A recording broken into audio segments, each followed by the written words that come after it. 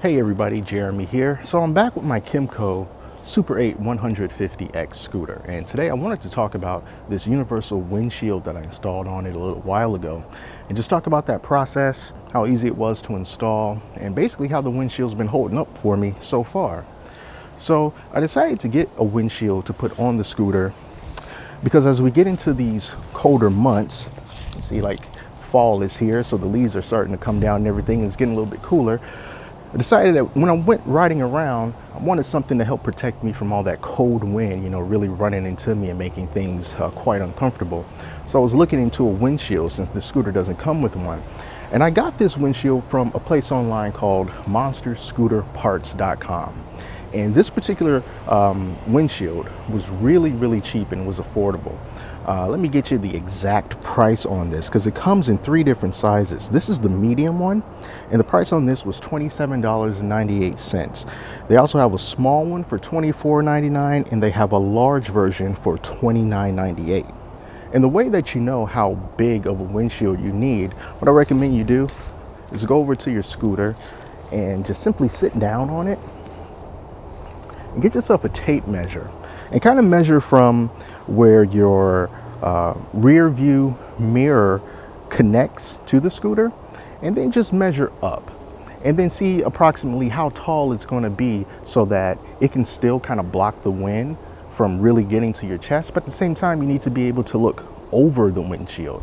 It's not like a car where you look through the windshield when you're riding. You need to be able to look over it so that you can have the best view possible and not be obstructed by fog, dead bugs, water, and stuff like that. So for the medium, the height is 17 inches tall. Okay, that's the height. For the large version is 19 3/4 of an inches tall. And then for the small version is 12.5 inches tall. So just go ahead and measure so you can see approximately what you need in order to pull it off.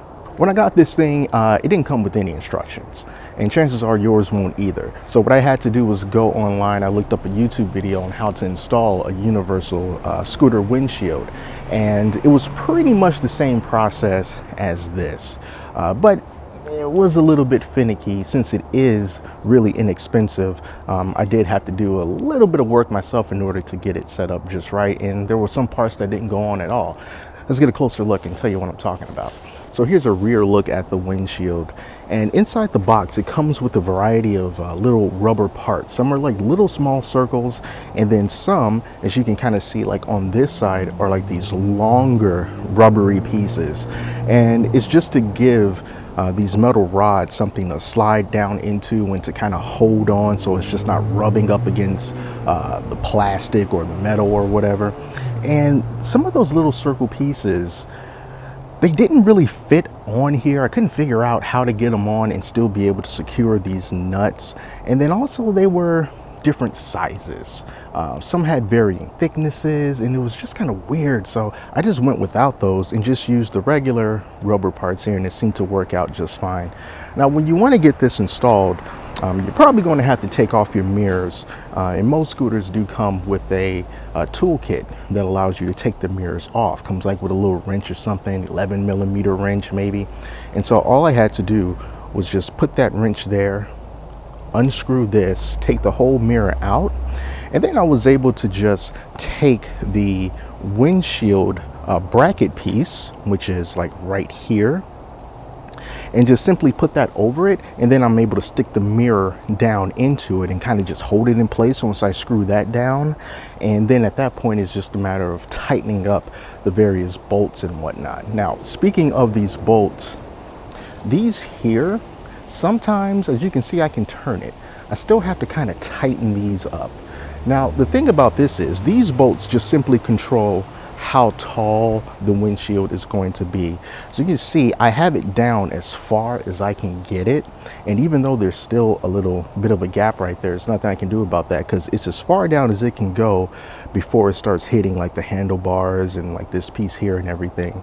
So while I'm riding, I don't have to worry about this, like flying up and going behind me or anything, but I just kind of like to have this tighten, and I don't want to use something to like kind of permanently get it that way, because in the summer months when it gets kind of hot, I might want to take it off.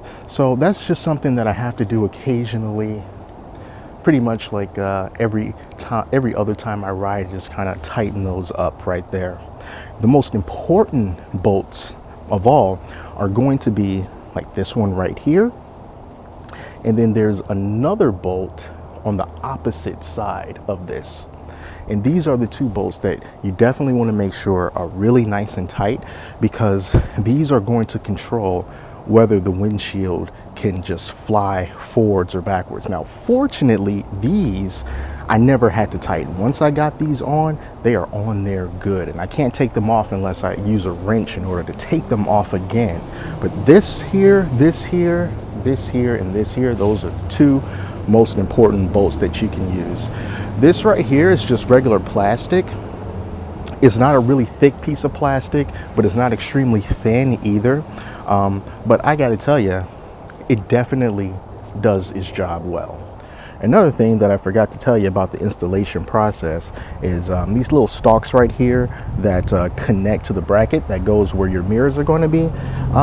It was a little bit of like some glue or some type of material that had found its way on the threads of the bolt. So in order for me to even screw the nut on properly, I needed to get out my pocket knife and just kind of scrape away at that gunk so that it could free up the thread so that I can screw the nut on there. And that just kind of goes with the quality of a product that's as cheap as this, less than 30 bucks. So, it just took a little bit more manual work for me in order to get it on, but it wasn't difficult by any means. So, the funny thing is, when I first installed this and I went riding just to kind of test it out, I got up to like 40, a little bit over 40 miles per hour. And it was a somewhat of a warm day. It wasn't hot, but certainly it wasn't cool either. And I remember the first thing I was thinking as I was riding was, man, I wish I had some more air, because I was wearing full gear, helmet, jacket, gloves, the whole thing. And I was kind of warm. And part of me was kind of regretting putting this thing on because I wasn't feeling all the air that I wanted to in order to cool down. So, that kind of sucked in that moment. But it also means that the windshield was doing its job in keeping the air off of me for the most part. And in the summer, that just meant that it just made things more hotter for me, a little bit more uncomfortable. But then, on the flip side, when you get to the cooler months, like here in Georgia, it's probably like around 50-ish right now. It does the same thing. It helps to keep some of that cooler air off of me, so it'll make the ride more comfortable. So this is something that's really good to have in the cooler months if you still kind of have somewhat of a riding season in the cooler months. And then, for something like this, it only really gets up to around 60, a little bit more than 60 in the right conditions. So it's not like you're going on highway speeds and like you're really feeling the force of the wind. Most of the time for this scooter, I'm only going to be going the speed limits, which go between like 25 to 45 miles per hour. So, I'll get up to 50, maybe 55. Normally really don't have to go much faster than that. And at the end of the day, if you ask me, was it worth the $30 paying for this thing? I would say, absolutely. You have to remember, it's very cheap, so you're not going to be expecting, like tier A quality here. But since I couldn't find an official Kymco 150X windshield, I looked all over, I can't find one, and I figured, hey man, this should be definitely good enough, and it gets the job done. I got to tighten up these little bolts here and there, but it's definitely no big deal. We can tighten them by hand and everything will be fine. And I can attest firsthand, it kept that wind off of me and made the warmer ride more uncomfortable than I wanted it to be, because it was doing a pretty good job of it. And I just like the way that windshields look on scooters. And yeah, I like it. So if you're wondering if this is going to work on your scooter, I can't say for sure. I know it works on this one. It's a universal scooter mount, so chances are it's going to work on the majority of scooters out there. But just check it out. Measure the width of where your mirrors go into your handlebars, and then compare that to the link I'm going to leave below to this windshield on monsterscooterparts.com, so that you can get an idea of whether or not it's going to fit. But most likely, yeah, it will. So yeah, that's it guys. That's the windshield, and I'm definitely going to keep this on. Thanks so much for watching. Till next time, I'm Jeremy. Talk to you later.